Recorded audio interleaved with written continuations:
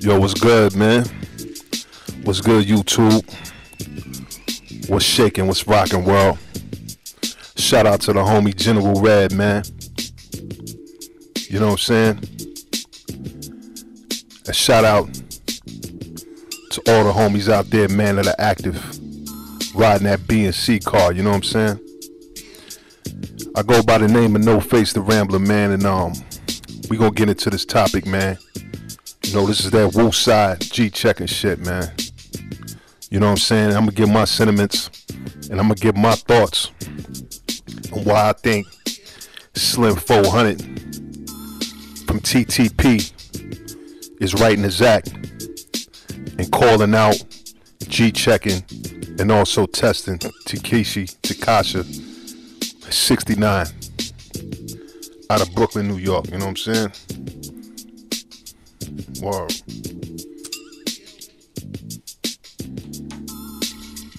Where do I begin, man? I mean, I said this time and time before with a lot of individuals that I speak with, man. You know, a lot of individuals that I come in contact with from all across the unified states, whether it be the East, South, Midwest, or the West, man. You know what I'm saying? But I honestly try to enlighten dudes, man, that are professing that they are down with some type of street organization, and in particular Bloods and Crips, which originated out of Los Angeles, California. You know what I'm saying? I try to enlighten people, man, and tell them, man, that you know, you gotta pay homage. You gotta pay homage to where that Blood and Crip, that lifestyle, that culture was birthed, crawled, grew legs, and started walking. You know what I'm saying? You gotta pay homage to that, man.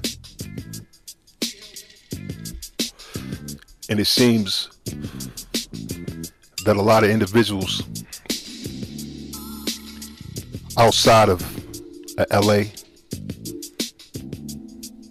outside of the West Coast for that factor, they seem to have it in their head, you know, they head that wherever they from, they get it on and pop and they get it funky and they bang just as hard.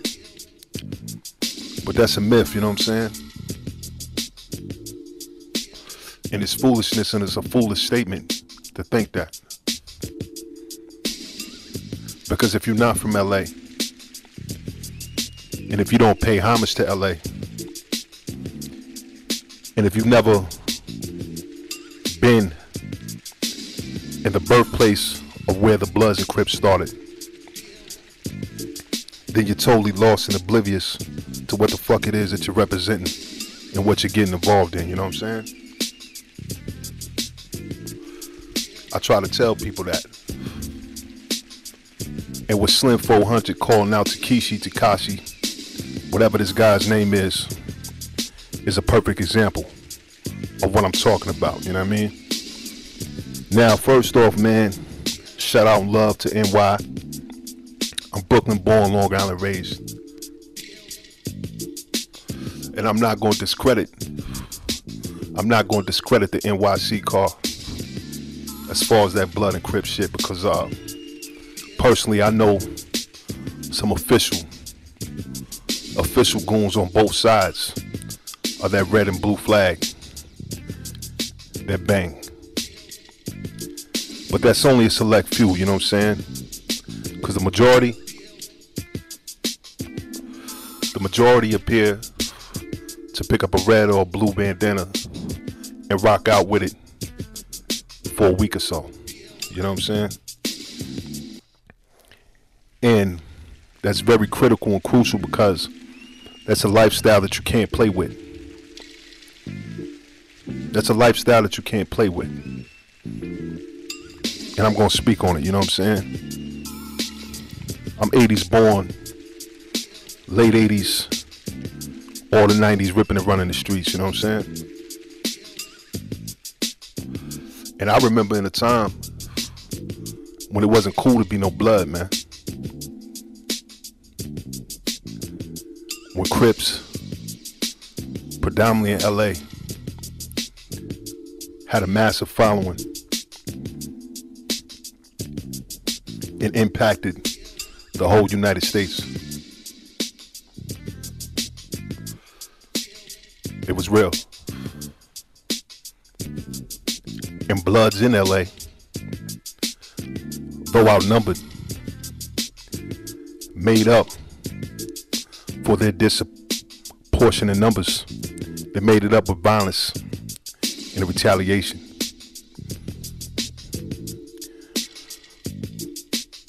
I took a trip to the land, you know what I'm saying?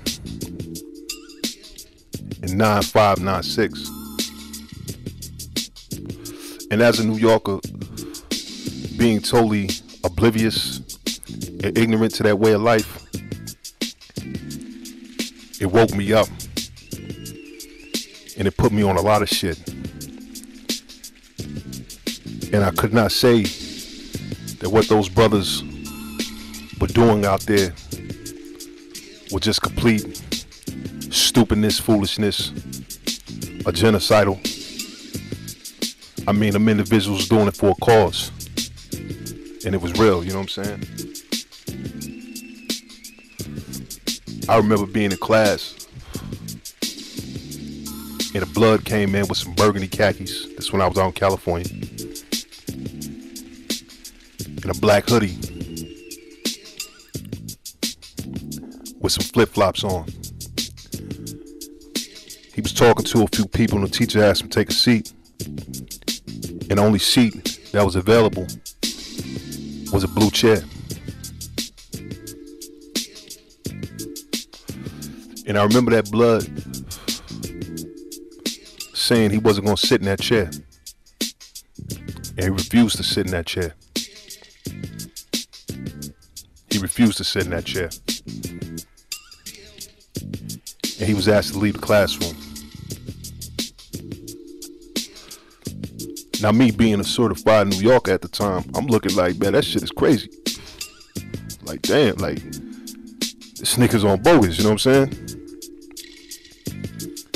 But it genuinely really meant something to those brothers out there.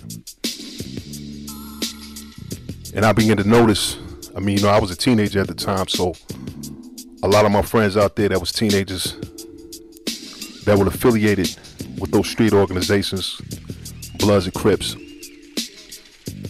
you know, they would get locked up, do county time, in some cases even do, you know, youth penitentiary time, and they'd come home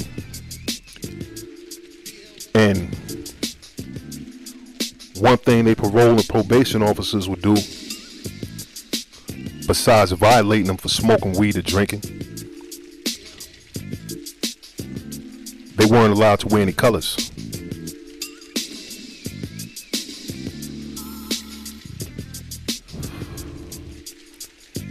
If you were an active gang member in California and you was on probation or parole, where I was at, if you wore your colors, that would automatically violate you. You know what I'm saying? And I observed how they move. And I mean, you know, like I said, man, coming from New York, it was really, really something serious to them. And I respected that. I'm not gonna go into an outdrawn, long out history with me, but you know, I line myself with a set.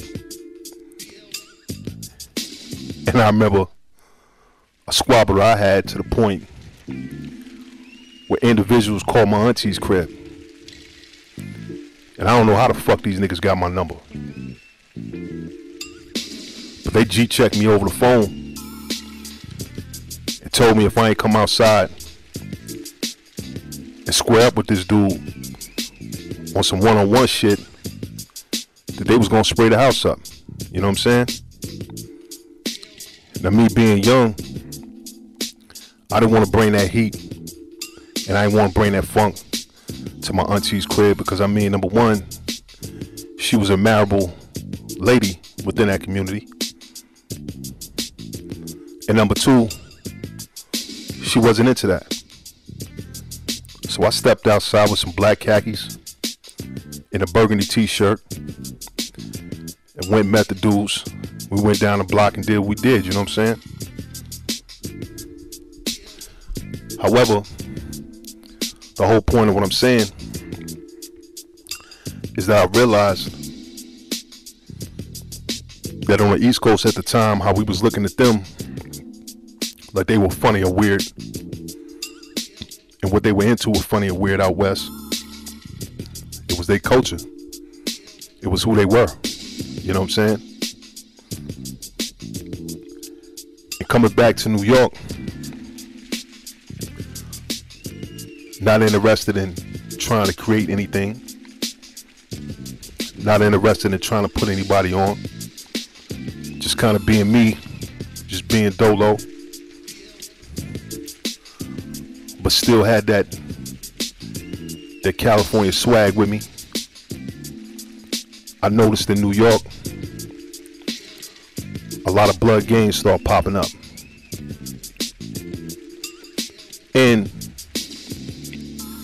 it was ill because everybody was latching on to that in NY, you know what I'm saying? And the only thing I could think to myself was like, man, it's real easy to be a soldier when it ain't no war, you know what I'm saying? And as the years passed, you had a few Crip sets that popped up in New York. And as I told y'all in my previous videos, you know what I'm saying, the whole gang ethnic back and forth in NYC was always kind of weird to me, because you know, you encounter these dudes that's professing they Bloods and Crips and how they bang on each other or vice versa, and they telling you that, trying to convince you that they real with whatever it is they professing that they down with. But on the low, when they see they op, they run it down on the op talking about, yeah, I'm this, but nigga, I'm getting money. Fuck that, you know what I'm saying? And I mean, you know, like I said, I'm not an advocate of violence, man, so, you know, I don't really advocate that at all, but, you know, when it comes to that gang banging ethnic, man, you gotta realize, man, especially out west in LA, California, man, people ain't jacking and rocking like that. People ain't jacking and rocking like that. I mean, there was actually Bloods and Crips who never really even spoke to each other, who never gelled with each other, period, because the beef was that intense. A body drop in this hood, a half hour later in retaliation, a body drops in that hood, you know what I'm saying?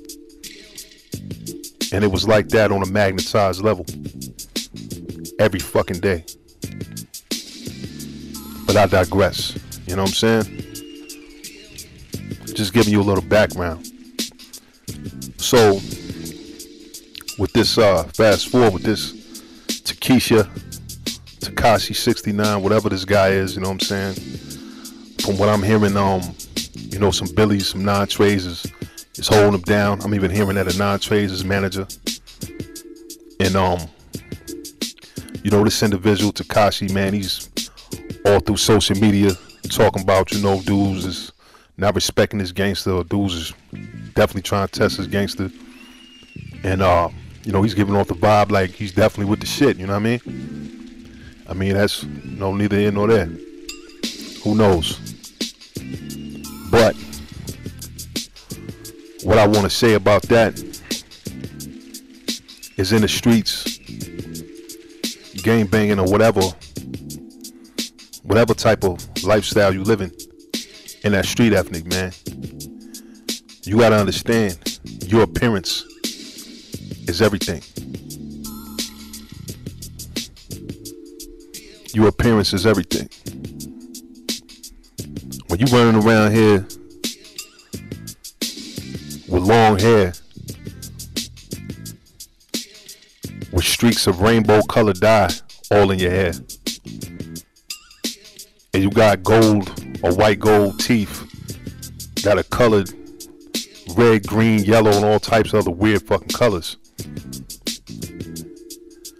I mean, whether you G or not, you gonna get tested, B. You know what I'm saying? You gonna get tested. You know what I'm saying? Now whether, you know what I mean, if NY niggas that's holding you down know that you about that, or whether they fucking with you because you got that bag, I mean, you know, only they know. But people outside of NYC are definitely watching this. And this goes to Slim 400 from the trees, you know what I'm saying? All the way in Brompton. Now he's calling you out. So you claim motherfuckers is touching your gangster. And what it is that you're professing that you align yourself with, now you getting hit up and G-checked from an individual that's from that birthplace. And it's his birthright to call you out and press you to see what the fuck's popping, to see what set you pushing, to see what's really good with you on every level. And if he decides you want official, then that's just what it is. And he has that right. I mean, I don't know the brother Slim 400, but I tell you this, the block where he's from not only has an extensive gang history, and that's Spruce Street, by the way, in Compton, you know what I'm saying? But it also has a hip-hop history. DJ Quick, the first blood, actually the first gangbanger banging on wax in history. DJ Quick come off that block. You had High C and various other individuals who were down with the trees that came from that area. And High C, who was DJ Quick's homeboy, his street name High C actually meant higher than the Crip, you know what I'm saying?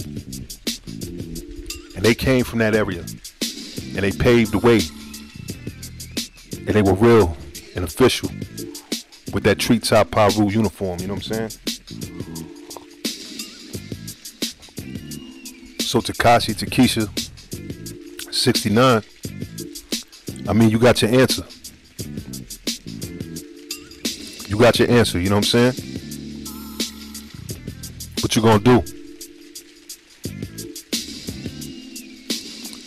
Because that LA gangbanging lifestyle is totally different from NY. Totally different from NY. Motherfuckers ain't friends. Motherfuckers ain't into trying to unify and all this. I mean, you know, they had that peace treaty in 92 during the LA riots. But after that, it kind of just went back to the set shit, you know what I'm saying? And fizzled out in a way. But there's still individuals out there on both sides that roam them streets and have a lot of homies that they rivals killed, took off the face of the planet. They still out here for that. And then you have individuals that just come up in that lifestyle, actually put it down with the set, was all on the turf, and they definitely gonna feel a certain way about some motherfucker professing that and making that whole car look fugazi. You know what I'm saying? I ride with Slim 400 on this. He got every right. Because with this Tekashi shit, man, the whole world is watching you, my G. And all these little weird ass colors that you running around wearing and shit. These rumors is going on about you about being a sex offender. Niggas are saying you gay and shit. bloods don't move like that, homie. And I'm not gonna sit up here and say, you know, real bloods and all that shit. I mean, bloods don't move like that, my nigga. You know what I'm saying?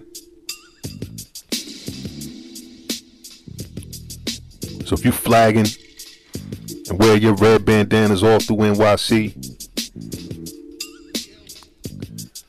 whether it's because you got that bag and niggas is holding you down, take a trip out to Cali, man. Don't tuck your flag in. The same way you act in NYC, act out there when you hit that soil. See if niggas gonna respect it or not. You know what I'm saying? I mean, you got called out for what you was looking for. You said niggas keep testing you gangster, and you bout that. Now you got a treetop Piru calling you out, and he G-checking you. He might just want the fade, or he might just tell you straight up and down, you ain't blood, and your whole set ain't blood. And if that's what he says, then I mean, that's his right. He's from the place that started that shit, where it originated. And if you're not gonna pay homage, you're not gonna honor not only homies from his set that been in the dirt since the late 70s and 80s, but on both sides since the 60s, who died for picking up and claiming them flags, then I mean, you need to check yourself, and whatever happens to you deserves it. You know what I'm saying? And for all you out of towners, man, that are not from LA, that never even set foot in Cali, pushing this B and C car, that feel that you doing your own thing and you ain't gotta pay homage and honor to them, you bugging. Know your fucking history. Stop being a blood and aligning yourself with the 5-point star. Talking about you a vice lord, or you a king or some shit. Stop being a crip, aligning yourself with a 6-point star, talking about some bogus ass 8-ball. Go to the land and get the proper education, and let them brothers school you to what the fuck is really going on, and how they trying to be more productive and a better asset to their communities. And if you're not willing to learn or even take the time out to hear anything that brothers in LA got to say about their demonstration they put down, then you might be an agent, or you're fraudulent all across the ball. You know what I'm saying? Shout out to Slim 400. Shout out to Treetop Piru, and to all the other Blood and Crips sets in LA that put it down, and rest in peace to the Bloods and Crips in LA that died. You know what I'm saying? Rest in peace to Sylvester Scott, Benson Owen. I don't know if you passed away, but if you did, rest in peace. Other than that, man, continue living on. Rest in peace to Tookie Williams and Stanley Washington. Let's unite this and stop playing with that. This is No Face the Rambler. It's pro love and no love. Street soldiers, I salute you. Get revolutionary rise. Get back into the function. Peace.